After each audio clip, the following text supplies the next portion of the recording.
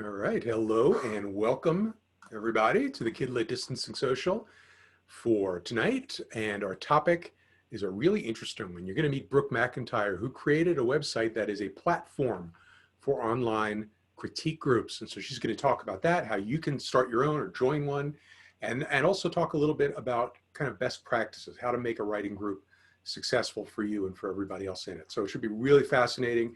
Again, it's a topic we haven't covered on the social before, so we're really looking forward to that. A little bit of business before we get to Laura. And again, this is for the folks who are new, who maybe just found us on Facebook or someone sent you the link. We would love to have you on our list so that we can keep you up to date on each week's topic and also be able to send you the link for the recording the next day. So we have a cool freebie, little bribe for you. It is our Ultimate Children's Writing Cheat Sheet, and it's 30 years of our best knowledge distilled down into like 25 pages. It's really, really good. It's completely free. And the way to get it is to go to writeforkids.org/ultimate-cheat sheet. Also, if you are not yet a CBI subscriber, we've been publishing Children's Book Insider, the Children's Writing Monthly, for 30 years. Our 30th anniversary issue is this past May. And it is a monthly newsletter for anybody who wants to write for children, aspiring, working, whatever, wherever you are in your journey. We have a lot of information for you. We always have market news when publishers or agents are looking for clients, contests, lots of interviews with really great authors, editors, and agents, and craft articles that really dig deep. And also every month you get the Above the Slush Pile code, which allows you to submit to a publisher or agent that is either normally does not take unsolicited submissions, or it'll put you right to the top of the slush pile. And that is in every issue of the newsletter. And also on the left, you see the CBI Clubhouse, which is our member site that is included in your membership. It is just packed with information and goodies. So it's just $5 a month for socialites, which is what you are. Go to writeforkids.org/CBI. Also, I wanted to mention that we do have captions now, closed captions that are live, and you can turn them on or off. That's in the bar. For those of you watching on replay, I don't think these work on replay yet, but we're reaching out to our provider to see how we can make that happen. But for the folks who are here live, we know a number of you are hearing impaired and ask for this, and we're very, very happy to do that for you. So with that, oh yeah, one more thing. The socials have grown almost out of control in terms of how long they've become, which is great because Laura loves to keep giving the information and our guests love it. But we also know that we want to be respectful of our guest time and of your time. So we are going to make a real focused effort to keep it to under an hour. So we're going to try to close this up at 7 o'clock. And that means for you, put your questions in the Q&A box a little bit earlier. So because Laura will probably go to the Q&As around 1/4 to the hour. And we want to be able to include yours. So just keep that in mind. But we are going to try to get these things under control. Somebody, it was time. Okay, that's it for me. I'm getting out of here. Laura will be the next person you see. Enjoy yourselves.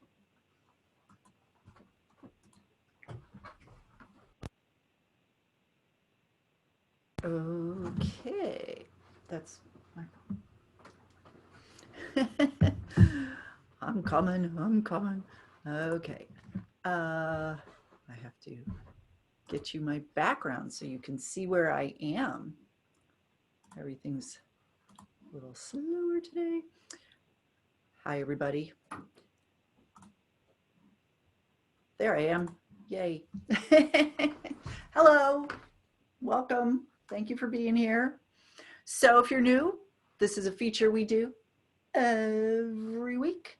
We have some sort of literary themed place somewhere in the world, and you have to guess where it is. And I'm going to give you some good clues for this week. This was sent in by our friend Lionel Bender, who did a webinar for us this late this spring on writing for the children's nonfiction market.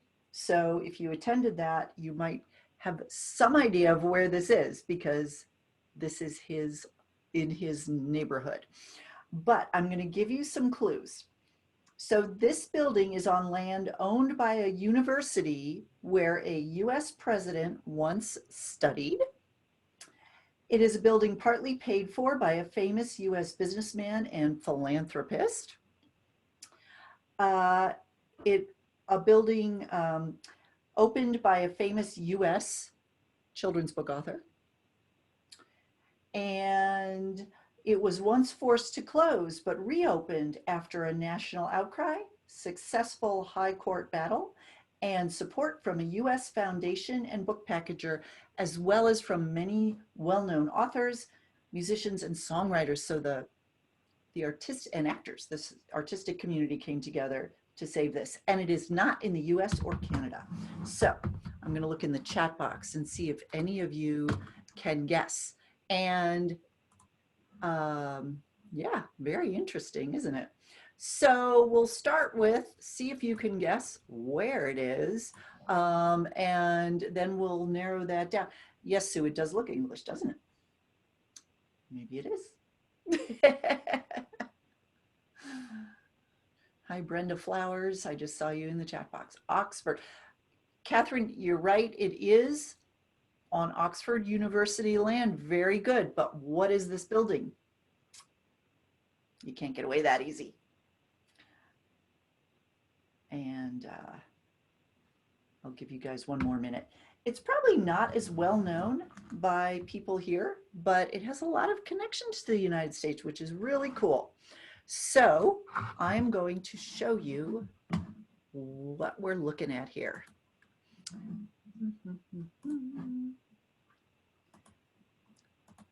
So it's the Kensal Rice Library in North Kensington, neighborhood of London, and it is on Oxford University land. It's actually part of All Souls College, which is part of Oxford. I mean, All Souls lets them use the building and the land for the library. Obviously, President Clinton went to Oxford. It was partly paid for by a famous philanthropist, Andrew Carnegie. Mark Twain opened the library on September 27th, 1900. There's a picture of Mark Twain standing at some very fancy library event there. And yes, so I think that's really cool. And it was saved recently by the community.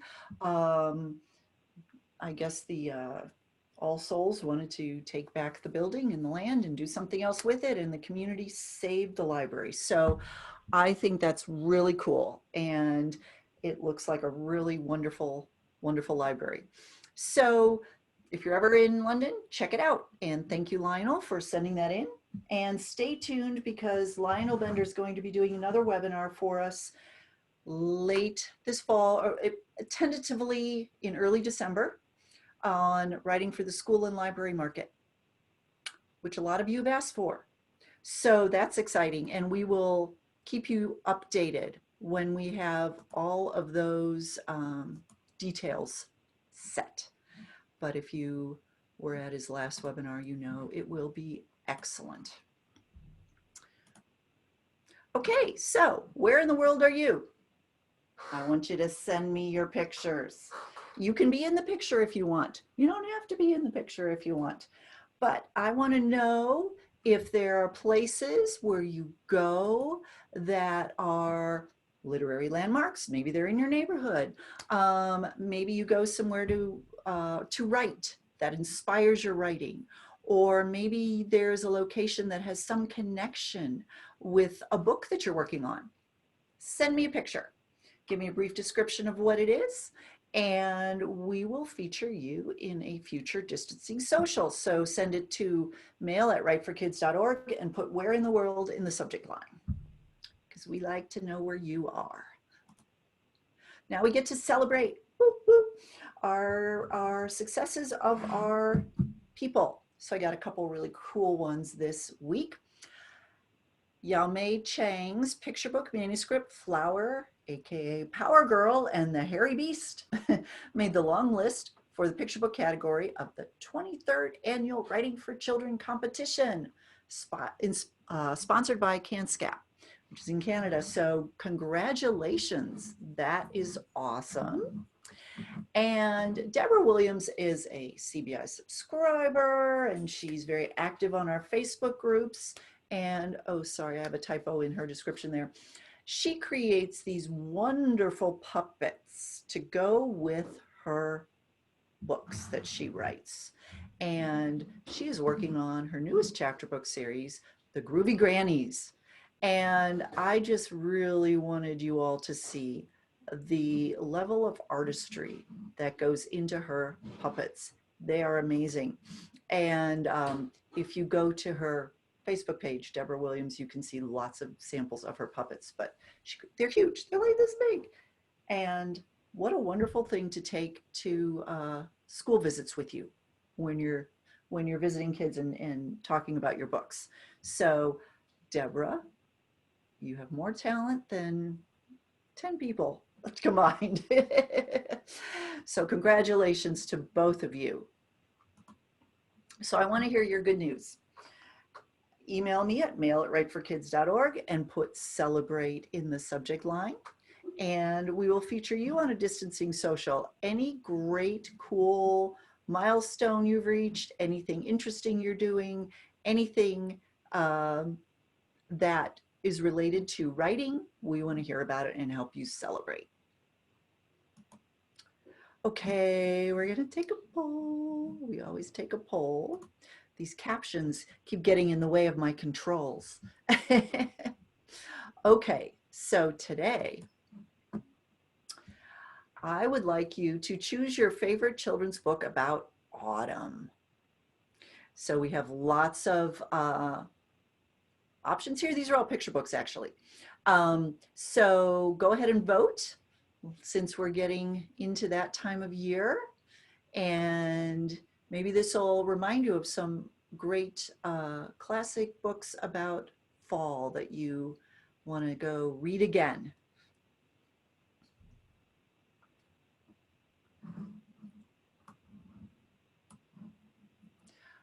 Beth says she hasn't read any of these. Well, you have to check them out. Definitely. These are all wonderful books. I'll give you about 5 more seconds to vote.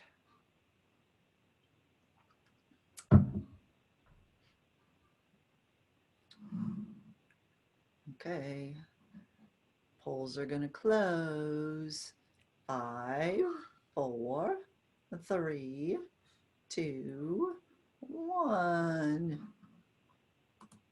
And the winner is The Little Scarecrow Boy by Margaret Wise Brown. And I want to let you know, Too Many Pumpkins by Linda Arms White is also a wonderful book. Linda was my teaching partner for 10 years on Children's Authors Boot Camp. We traveled around the country teaching this weekend workshop for 10 years. It is a wonderful book. And so if you haven't read that, you need to check it out. And I am wearing a shirt, one of my favorite books. I'll show you in the little, it's Frederick. I don't know if you can see in the little box. Frederick by Leo Leone, classic. And it's not really known as a fall book, but it's all about preparing for winter and then getting through the winter. And I just love it. And I always think about that book this time of year as well. So thank you for voting. And I'm closing this. Okay. Hey, Linda, you made it. Okay, a couple links of interest this week. So last week, our guest was Tracy Gates, who is a wonderful writer of lots of different chapter books. She's written over 300 books, and the majority of what she's done is chapter books, and we talked a lot about that. So some of you have had questions since then of what's the difference between chapter books and middle grade. So here is a great article from the Pro Writing Aid website explaining that. And I created a bit.ly link that goes directly to the article, bit.ly/chapter book middle grade. And it really gives you a rundown of the two. And then also, I wanted to remind you that Scholastic Branches is an imprint of Scholastic that focuses on early chapter books. So the traditional chapter books is ages 7 to 10, which is what this article talks about. But what Tracy Gates writes are early chapter books, and she writes for that Branches imprint. Her Dragon Master series that she talked about a lot is part of that. So go check out that website, and you can actually look inside the books and get a real sense of what those books look like.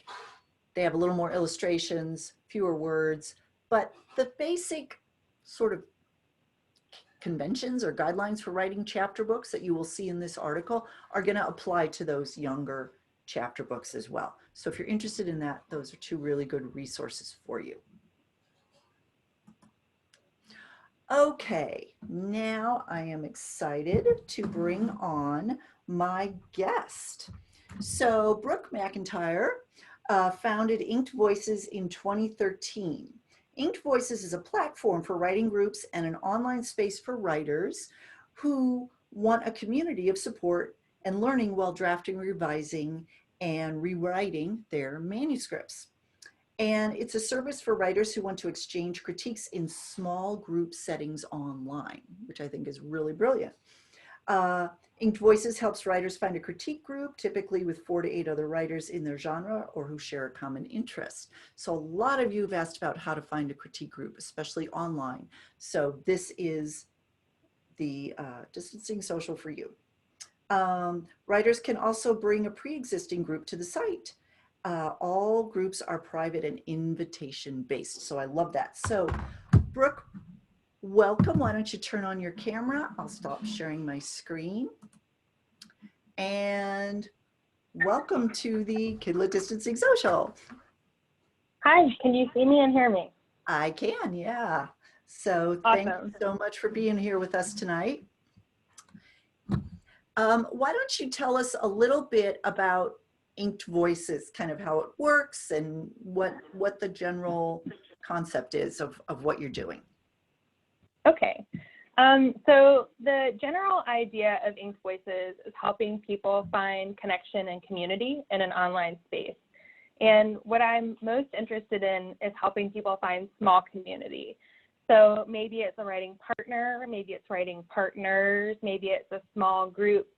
But everything about Inked Voices is small. You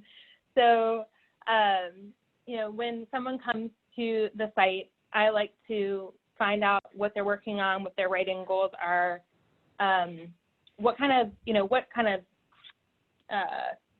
time they have. You know, you need to kind of know a lot about the person to help them link up with the group. So we work with people individually. We have folks in middle grade, YA, and chapter books who help me with that matching process too. And we also run pop-ups and match-up sorts of events. So like for picture books, we run monthly pop-ups and match-ups. For middle grade and YA, we run them quarterly, or we'll gather people together as we see them. So recently we saw a group of more experienced writers who they just felt like they might work together well. So we put the 5 of them together, and they're doing a test exchange right now. So we do a lot of introductions, test exchanges, feeling things out. And then the other thing that we do is workshops with agents and editors, and those are also small group focused. So when you join Inked Voices, you can be part of one or more writing groups, but you know, any one of those writing groups might be as small as 2, or it could be a discussion group that's larger. But we're always trying to build connections within the community so that writers can get all the support that they can for this journey. Yeah, So, definitely. And one other piece is a lot of people are looking for critique groups, but it's also great. Some people have accountability only groups too, and those can be really awesome as well. Mm-hmm. Great. So everything works through the Inked Voices platform then? People don't have to worry about setting up their own Google Docs folders or anything like that? Yeah. Mm-hmm. And when I started the site, that was why I started it. I was working with my own online critique group, and we were working over email, and it was just kind of a mess.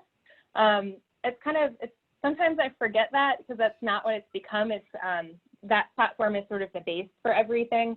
But there's just so much, introductions and meeting people that sometimes I forget about that base. But yes, everybody has, like, when you're part of a group, you have a private workspace, and that workspace has a built-in workshopping system. So if, like, Laura and I both submit picture books to that workspace, we each see the others, we critique a clean copy, and then the whole group can see it together, and then there's a place for discussion within that group.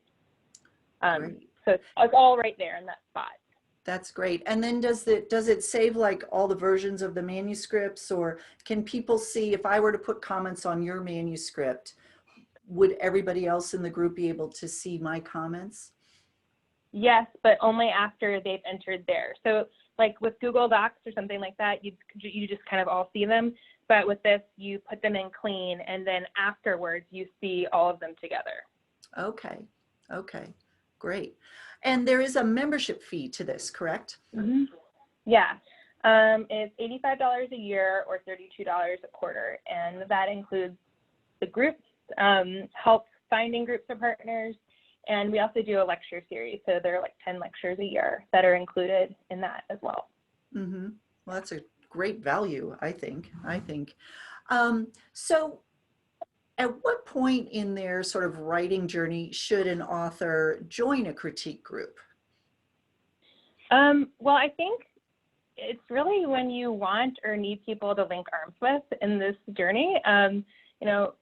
A lot of times, at least for me, the people around me, other parents and people in my social circle aren't writing, and it's nice to just be with other writers.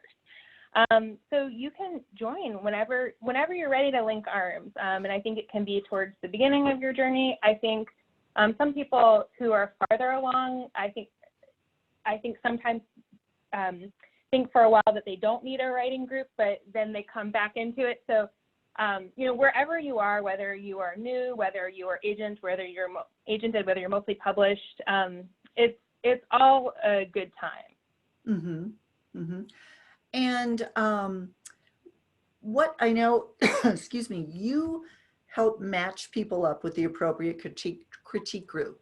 But suppose someone was trying to find a critique group in their community where they could meet in person, for example. What should they look for in a critique group? Okay, so I have, Laura shared this question with me in advance, and I'm like, oh, I have so many thoughts on this, so you may have to shut me up. So here are some things I think you should think about. There's multiple kinds of fits for critique groups or partners. One is workload fit, one is community fit, and then another is experience fit. So workload fit. So you want to think about how much time do you have, and just because you have to leave yourself enough time for writing, and for giving valuable feedback to other people. And for me, giving valuable feedback to other people, it takes a while. It depends, like an hour or two for me to read someone's work and give notes on it. So you try to find out the group size, the group pace. So when I say group pace, I mean, are they submitting once a week? Are they submitting once a month? Are they submitting twice a month?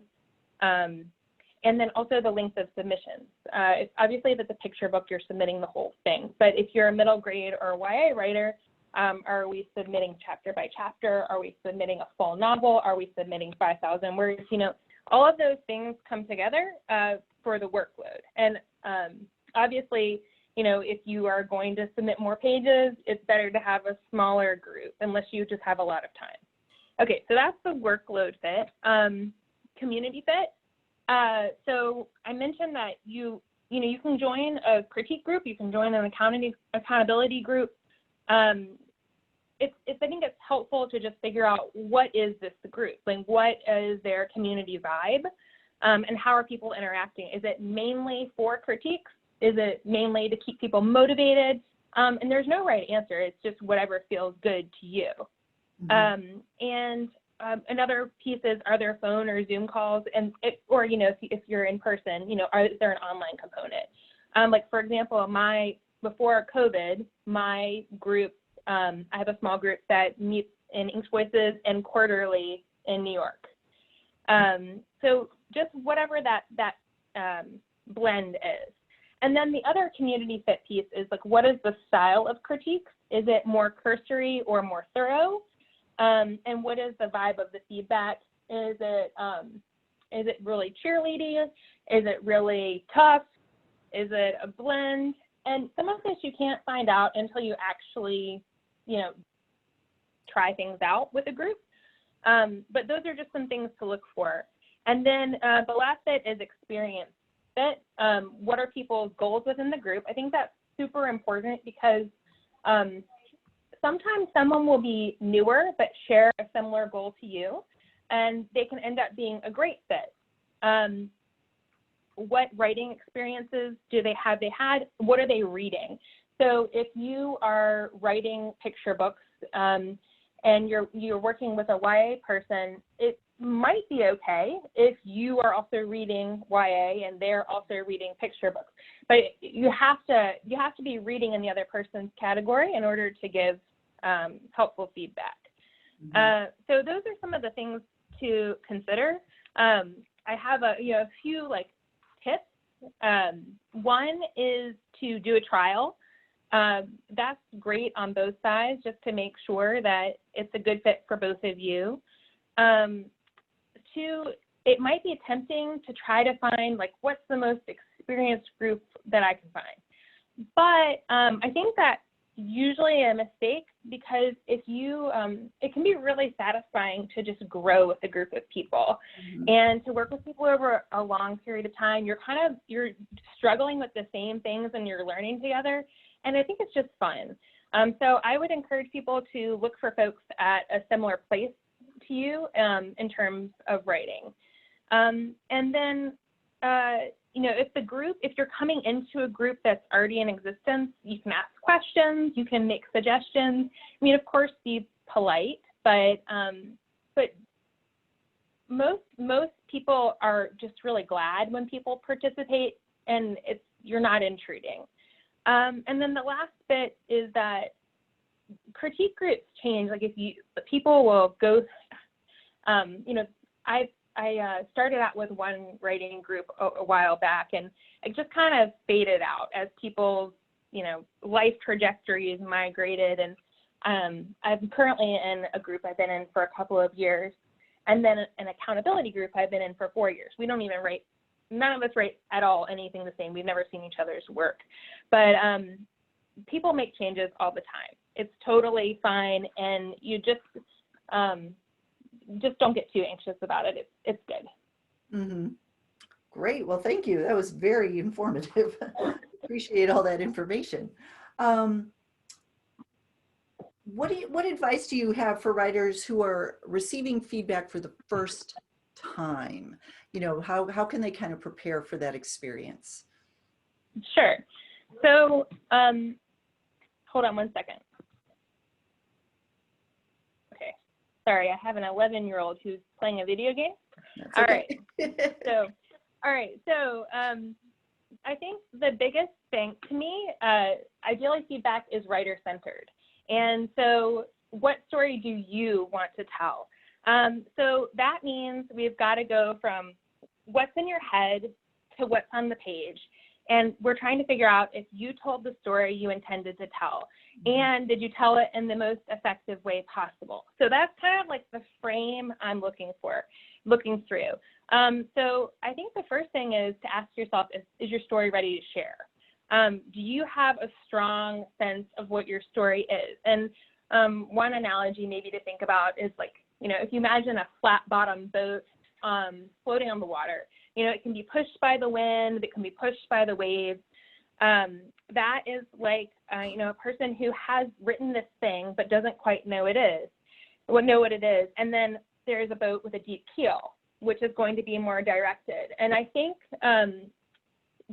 before sharing your work, it's important to have a little bit of a deep keel, have an idea of what is this thing that I'm putting out there, because that's just going to help you ask for better feedback. And so my next tip is to guide your reader. I really like to tell readers what my intention is with the story. So that can be as simple as I wrote this story because, and share your inspiration for the story.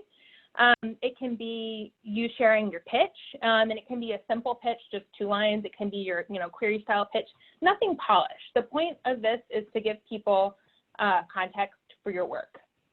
And then if you have a reader in mind, tell your reader, who it is. Like, I'm writing this for people who love, fantasy adventure stories. I'm writing this for young girls who are trying to be brave, whatever it is. And then tell your reader what you want in the critique, or you can ask broad questions. Like you can ask them, be very specific. What did you see as the character change in my work?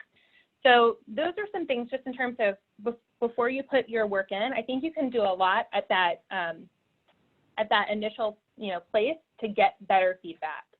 And then when you get your feedback, sometimes it can be overwhelming. And I know I've had a feeling, I think I'm done. I'm like, finally, it's great. And then you open the thing and you're, oh, not done again. Here I am, not done again. Okay, so you should just expect that. Here I am, not done again. But when you get your feedback, don't respond right away. If you feel defensive or upset, really don't respond right away. Just read it again later. If you have a buddy, you can have a buddy can read it, or you can then, another option is to go through it with like a highlighter or pen to make yourself a little bit more objective. Like, okay, these are the things I'm picking out like from a non-emotional headspace. You can also mark things that are confusing. I think it's also helpful to remind yourself that this person wants to help. And then you can ask questions of that person. So I think the biggest thing when you're getting these notes back is just to like take a breath, don't get overwhelmed, and then get yourself into a place where you can ask questions and be an active participant in understanding the feedback you get. And maybe it'll all be clear. Probably it will all be clear. But for the times when it's overwhelming, it is overwhelming. So, and then, yeah, I think the other piece you can do is you can suggest a phone call or a group call. I like to do that with these online groups.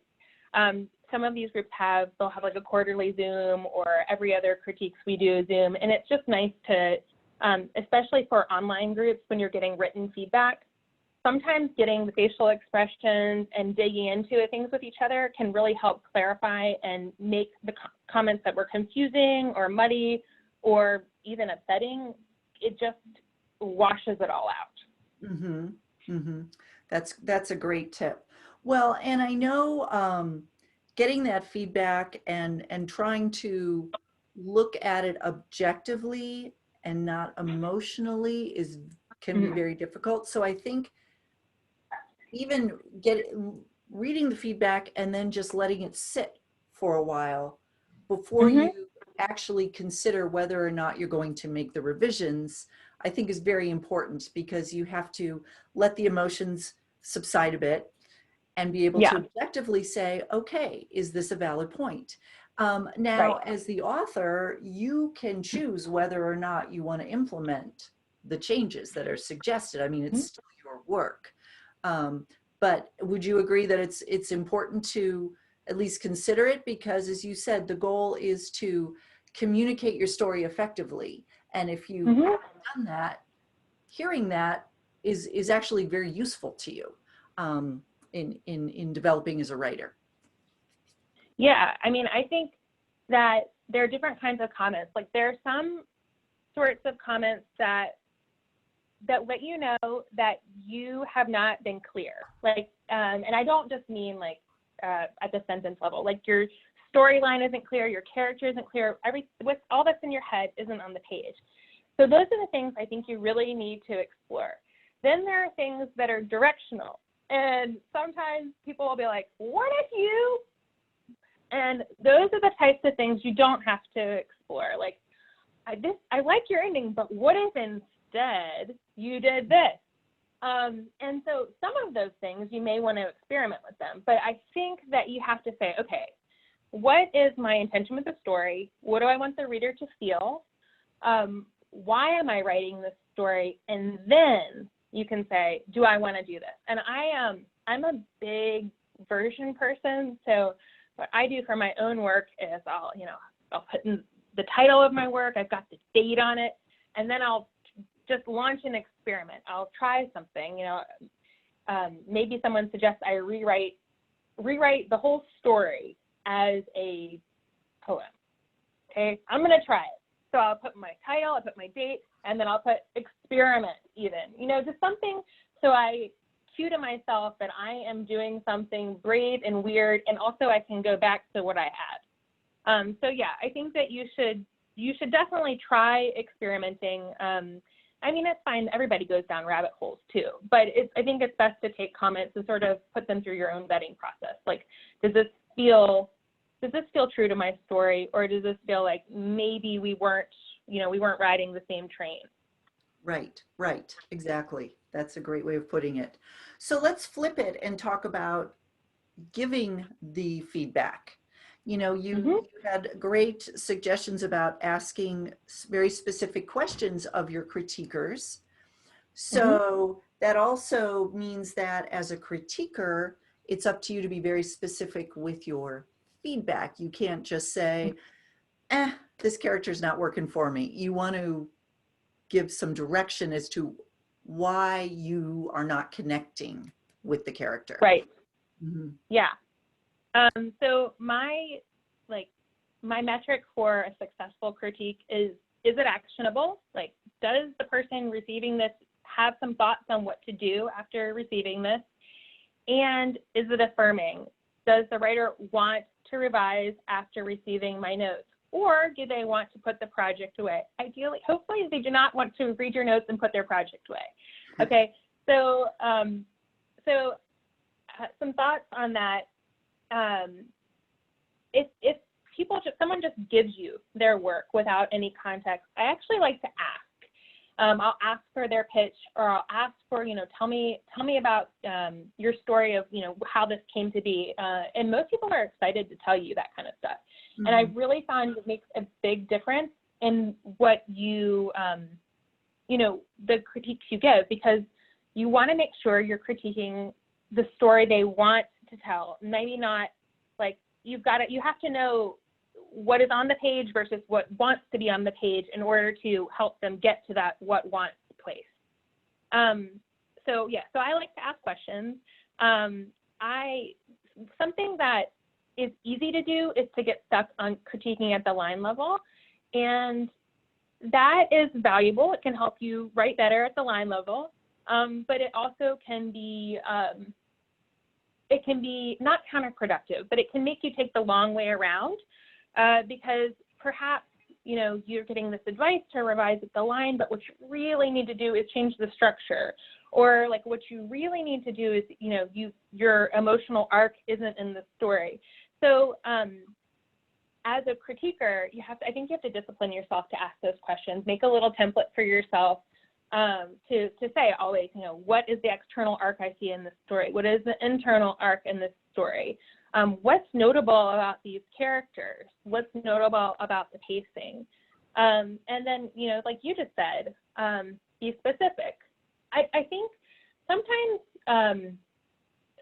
it's okay not to be specific. Like, for example, the pacing is slow in this section and I can't quite figure out why. But notice there, I'm saying, I can't quite figure out why. I'm not just saying the pacing is slow here and leaving you. But wherever possible, be specific. So, I really like the main character because, and it's, sometimes on my first pass, I'll just like, I know I'm supposed to only read through as a reader on my first pass, but I'm a little guilty. So sometimes I'll just make a little check mark or a little notation, and then I'll come back in and add more to it. So, I noticed like a beginning is really strong. So then you say, okay, this is why, it's really sharp. I really understand the problem of the story. I'm getting a really good sense of your main character. Just give them the why. And the other piece is some people, I think that I don't really know where this comes from, and I don't think it's so bad in the children's community, but some people have the idea that critique means being critical, and that's really not true. A critique is an assessment, and so it's an assessment of what's going well and what needs work. And so it's very important, I think, to let the person know what they're doing well and to specifically let them know what they're doing well. And that way, because those are strengths that they want to build on. And if you're new, just a note, if you're new, it's totally okay to have an opinion. It's totally okay to make observations. And you shouldn't feel like you're any, less valuable as a reader because you're new, because you're a reader, and that makes you valuable. The fact that you are reading in that category, you're pulling a lot of weight just in that alone. So just affirm that in yourself. Mm-hmm. That's great. Thank you. I think I was in a critique group at one point with a lot of pretty experienced writers. And when they would bring in an early draft, they would say, I know you're going to find punctuation errors. I know I've got some weak verbs in there. I know. We'll fix that later. What I want you to do is look at the big picture right now. And that was, I'm one of those people I can't help but make notes on the little stuff because I'm an editor. That's just, it's like instinctive. So that was good instruction for me because I said, okay, at some point I will be able to make these notes down the road, but right now she doesn't need this because, as you said, a lot of those scenes might be completely rewritten anyway. So all of that time on my end is going to be wasted, and they'd rather have me focus on the big picture. So I think even being able to say that once you're comfortable enough with the other people in your group and you can say those kinds of things, I think you will get better feedback, or more the feedback you need at that moment, I think. Exactly. Yeah. Yeah. So we have a great question here from Yulinda. She says, sharing your work with someone you don't know requires a lot of trust. What things do you have in place to allow the trust to grow between people? Do you have any advice for that? Do you mean just how to generate that in your group? I think it's often a leap of faith at the beginling. I was gonna say, I think I might be a really trusting person because I think I'm very willing to take that leap of faith. Well, I think one thing that you can do is to share a sample and just give, we're going to do a test read of one manuscript or 2 chapters, or even of just the synopsis. So that's one thing. I really love, I love stuff like this. I love getting people together for, a meeting. And when we do our pop-up groups, we'll do an exchange, and then we'll do a meetup afterwards online to just discuss. So that, that's not before. Sometimes we'll do introductions before. Oh, actually, that is one thing. You should introduce yourself. So if you're working in an online situation or in any sort of situation, really, you should introduce yourself. Tell people about your background. You can just do dumb stuff like, what was your favorite when you were a kid? What did you like to do in the fall? Or what was your favorite thing to do in the winter? You just pick something topical. These icebreakers are dumb but awesome. They really do help you get to know other people. Yeah. And once you know the other people's personalities, you can kind of tell if they're being very sort of matter of fact and businesslike with their feedback. That's just who they are. They're not being mean. They're not being insensitive. This is just how they give you feedback, and you stop taking it personally at that point. Yeah. Yeah. Okay. Yeah, you can really get a feeling, especially, if you can get any sort of verbal cue or facial cue, you can really get a sense of, oh, that's kind of how that person is. Yeah. We have another great question here. What if a member of the group gives only negative criticism as opposed to constructive criticism and is therefore unhelpful? Is there a way to deal with this in the group, or do you give assistance for that in Inked Voices? So for this, like, this is the sort of thing that someone might message me about to brainstorm. And I was actually grateful to see that in the Q&A at the beginning, because I had the first, 5 minutes. I was like, oh, that's a good question. That's a nice, tough one. Okay, so I think it's helpful to figure out why they're giving this negative feedback. It could be, if they're, I'm just going to assume the more snarly situation that they're giving negative feedback to everybody. So it may be a mindset thing that's their belief on what critique should be. So some things you can do to mitigate against that. You can ask directive questions for your feedback. And so your directive questions might be like, is my beginning effective, or is my ending working? And you should, questions like that should be able to, they shouldn't only generate negative responses. Mm-hmm. You can talk in the group about how helpful it can be to get positive feedback. That's going to be that's more of a preventative measure. You can suggest a more structured critique. Everybody is going to do 3 positive, 3 negative. I don't like that suggestion so much. I'm more of a, do what you need to do instead of, you have to do a sandwich or whatever. But what I probably would do is I'd probably speak to that person directly and just say, I've noticed I'm getting a lot of negative comments from you, and it's a little bit discouraging, or whatever your feeling is, whatever the feeling is that you're experiencing. And then just ask, is this your intention?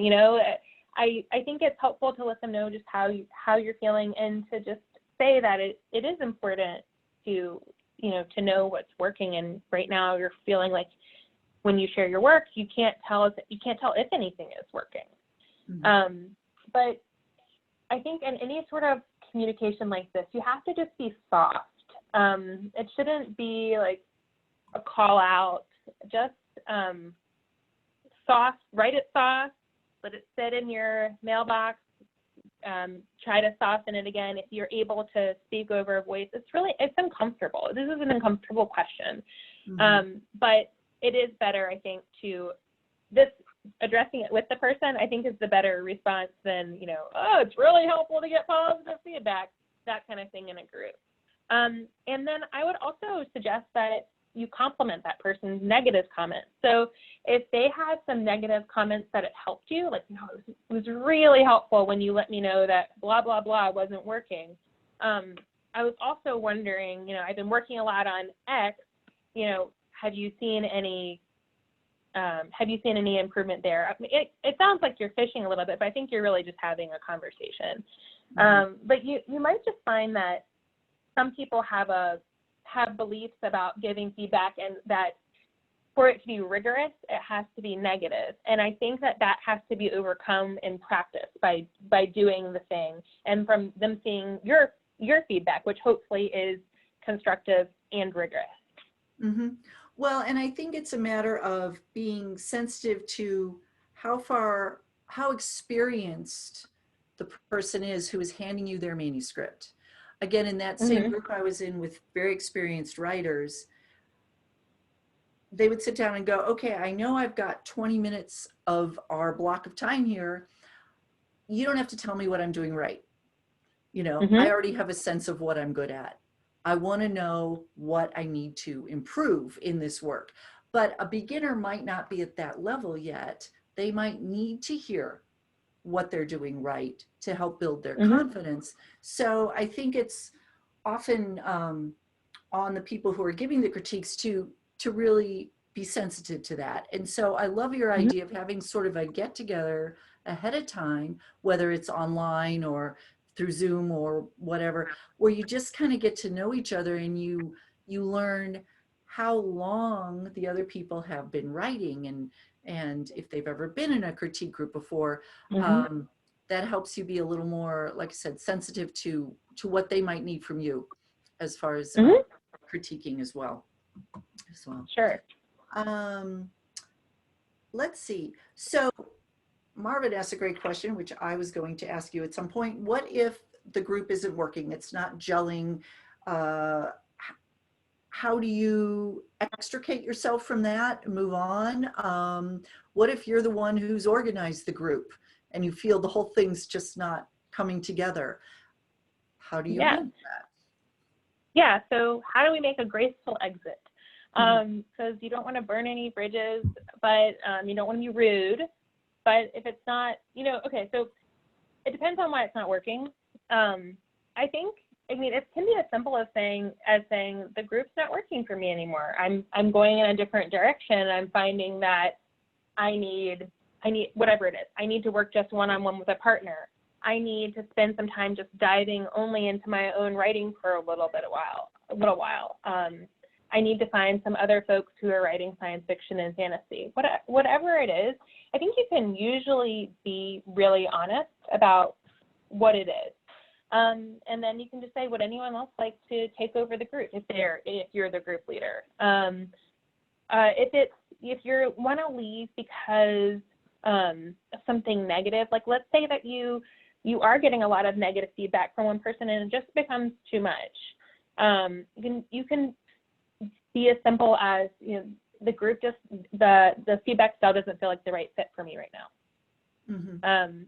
But I think the biggest thing is it's okay to leave. People leave groups all the time, and it's just like if you were dating somebody, like you wouldn't stay around just to make them feel good. Well, maybe not for too long, you wouldn't. You have to. It's okay to say goodbye, I guess. Yes. Okay. And writing is a craft, but it's also, if you want to get your books published, it is a business. And part of this is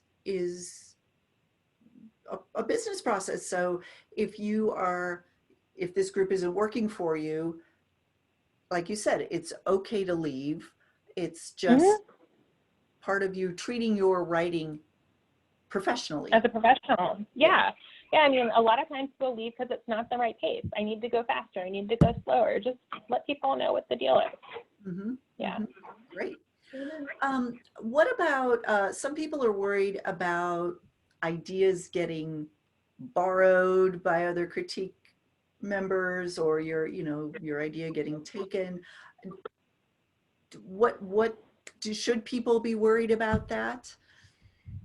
How do you protect? Personally, I don't think so. So it's a lot of work to write a story, and to have the passion to write someone else's idea, like that's really hard. It's really hard. I mean, to sustain that for the amount of time it takes to write a book, it's really unlikely.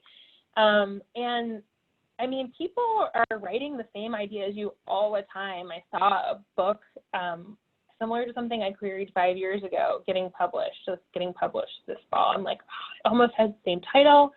It has the same character resolution. I'm like, dang, obviously I wasn't that original. I've never met this person. Of course she didn't poach my idea. So people do have the same ideas, but it's all about the execution. It's your voice, it's your experience and background, your own strengths that you bring to a manuscript. So I would just say, in order to participate in a group, you really have to let that go. And it's not wrong to feel anxiety about it, but you need to manage through that anxiety in order to share your work. It's just like when you query agents, they're going to have seen your idea presented to them before, probably in some version. Or, if you liken it to a company pitching to a venture capitalist, you have to, at some point, in order to share your idea, you have to share it. You have to be willing to put it out there. Absolutely.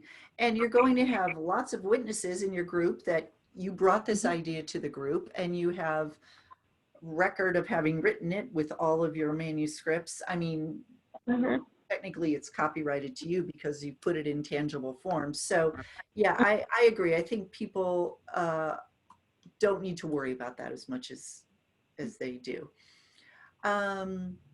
Okay, Melva has a great question. She says, I'm in one group where all the members give equal effort in reviews except one. How do you deal with someone who isn't really pulling their weight in the group? Yeah, so I I definitely had this experience, and it can be really frustrating. I think one thing is some people have a different feedback style. Like I'm a really analytical person. I think I like to be thorough. But some people are a little bit more cursory, and they like to, to be a little bit more off the cuff. So I think what you can do is, for that person, I would go ahead and send them questions. Like, okay, you've got this, I'm assuming that the critique is cursory. So you've got this cursory critique. They mention, it's a well-paced story, and I really like Belinda. I think this is a really marketable concept.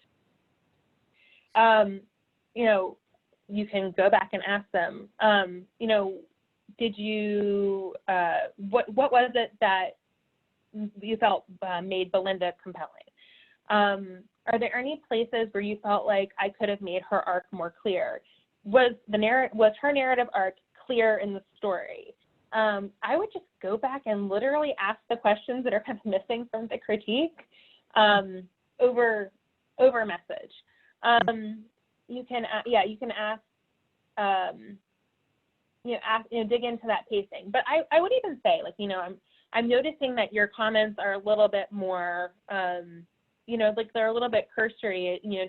Tell me about your approach to giving feedback too. I'd be careful about that, because that can sound a little bit judgmental. I've made a reach out like that when I noticed the person giving cursory comments to like six people, just to say, or I can say, it said, can you please go back and deepen your notes a bit? And that might be appropriate for like a group lead to say, if you're in that sort of situation. Mm-hmm. I think that working with a person who gives much less thorough critiques can, I'm going to say destroy. It's not the right verb. It's too dramatic, but I think it can send a group sideways. So I think that it is okay if it's a persistent problem to let the group, to let that person, that for them to keep participating, you do need them to be offering more thorough notes. Mm-hmm. And it doesn't, some people like to write a lot of line notes. Some people like to write a lot of overall notes. I think you can be conscious of that. Maybe this person likes to leave a lot of their notes at the line, so it seems like their notes are cursory. So I think be generous, but also be fair to yourself and be fair to your group. Mm-hmm. Yeah. Is it appropriate when you're setting up a group to kind of come up with some group guidelines that you create a document that people can read and you sort of describe what is expected out of the critiques? Sure. I think a lot of groups do that. Like we've set up like a picture book critique guide, for example, mm-hmm. And we'll send people that way. But a lot of times groups will kind of put that together as almost like a little charter for themselves. Like, these are the sorts of things we're going to cover in each of our critiques. Or they might even say, like, this is the sort of expectation we have for thoroughness. Like something I say for our workshops, we say that we expect you to spend 1 to 2 hours per critique. And, 1 to 2 hours shouldn't generate 2 sentences, right? So if you give them an expectation of like how much time they're supposed to spend, that will usually generate the right amount of output as well. Right. Okay, great. We've had a couple questions about critiquing picture books. So I'll ask them both and you can wrap them all into one answer. Yeah. We had a question about how, critiquing picture books is difficult because a lot of the story information is often contained in the art. So mm-hmm. Is that a matter of expecting the people to have read a lot of picture books so they understand that? Is the person the writer, do you recommend that they put illustration notes in the manuscript even though they wouldn't do that when submitting it to an editor? How do you handle that as a critique? Yeah. Well, I think it's helpful to see the pitch and at the top. And everything I understand about illustration notes is that, so your illustrator is your collaborator, they're telling a compliment to your story, but you should have a fully realized story on the page. And so if you're asking the illustrator to complete your narrative arc, there's probably a problem. So like, we should see an emotional arc in your text, and we shouldn't have to have your illustration notes for the emotional arc of the manuscript. So I think that illustration notes can be helpful, and I think it's certainly important that your reader understand the format that they're working with, because they'll understand, okay, I've got a page turn. They'll understand that, a different story might be being told in the illustrations, especially, if you've noted it. But I don't think that what is meant by, collaboration with an illustrator is that you don't, you still have to get your story onto the page, is what I'm saying. Mm-hmm. So you've that critique of the text, in some ways, the illustration notes can't carry your story. Right. And the editor is not going to see those illustration notes when she's reading your manuscript. So your story has to they have to be able to imagine your story from the words on the page. So we had another question about, do you have any critique groups where it's author illustrators, so people are also looking at the art for picture books? We have a bunch of author illustrators within Inked Voices. I don't think that we have an author illustrator only group. Mm-hmm. It's something that I know people would love to see, and I'd be happy to put together a pop-up of author illustrators. But right now what folks do is they'll submit their text, and then they'll submit an accompanying file with their dummy. And the authors in the group would read the manuscript and also look at the dummy in giving feedback. That's great. That's great to know. Okay, I promised to get you out of here at the top of the hour, and we're 3 minutes over. So last question, and then a couple people asked again about what is an accountability group? Oh, an accountability group is it's simply, it's other people who are writing just like you. And the only purpose of this group is to keep your writing. So here's how mine works. We check in on Mondays, and we check in with 3 questions. We check in on, what did you write this week? What did you read this week? And I guess maybe 2 questions. And we put in a miscellaneous group. So this group, we've been together for 4 years. So we have a healthy miscellaneous paragraph as well. But it's just as simple as that. And you would be surprised what that generates. So to just say, I wrote for 30 minutes this week. I wrote for 5 hours this week. And this is what I worked on. And then sometimes, like an accountability group for Inked Voices, it's run on a discussion board. And so we'll have conversations. I did this and I got stuck. I tried this and I got frustrated. But there's something nice in not reading one another's work, honestly. We are just a process group, keeping one another accountable to process. Mm-hmm. So I've really enjoyed it, and I've enjoyed working with writers who don't write anything like what I'm writing. Right. But yeah. It doesn't have to be like that. Sure, so. Sure. It doesn't matter. You're just keeping each other going. Yeah. We're just providing some friendship and support. And your accountability group doesn't have to be weekly. I think it has to have enough frequency that you get some momentum, but mm-hmm. It can be whatever time frame you want. Mm-hmm. That's great. That's great. Well, why don't you tell us, you have a very kind offer for our listeners here. If they do decide to become members of Inked Voices, you had said that you would do a 10-minute consult. So so I just said, I told Laura that for anybody who, is here live or listens to the replay, and ends up joining Voices, I'm happy to do just like a 10-minute call with you to talk to you about what you're working on, what your goals are, what you're looking for. and then see how I can help you. I mean, you know, I would normally do this anyway over email, so this is just a little bit more thorough. And as I said, we put together ad hoc groups, like, you know, oh, okay, you and you, I think you guys might work well together. And we run partnerships, do introductions. So I think a call like that would help me kind of jumpstart you a little bit faster. So yeah, if you join the site, all you have to do is send me a note, and we can just schedule a 10-minute Zoom call and, you know, figure out how do you get you up and running. That's terrific. Thank you so much. So it's inkedvoices.com. And I urge you all to go check it out.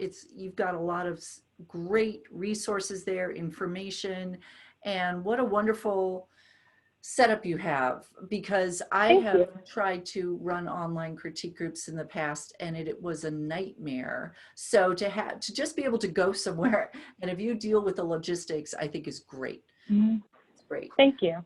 Okay. Well, thank you so much for being here. We really appreciate it and all the information.